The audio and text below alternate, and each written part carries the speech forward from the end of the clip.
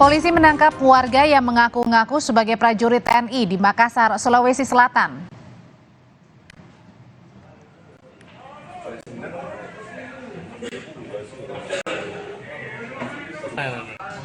Pelaku yang diketahui sebagai petugas kebersihan ini ditangkap setelah adanya laporan warga yang resah lihat aksi pelaku kerap mengaku sebagai prajurit TNI.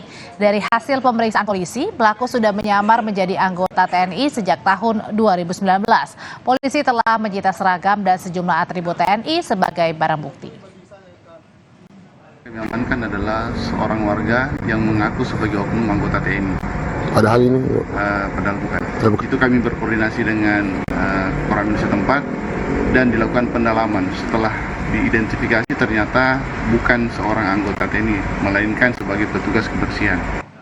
Berita lain, putra sulung Presiden Jokowi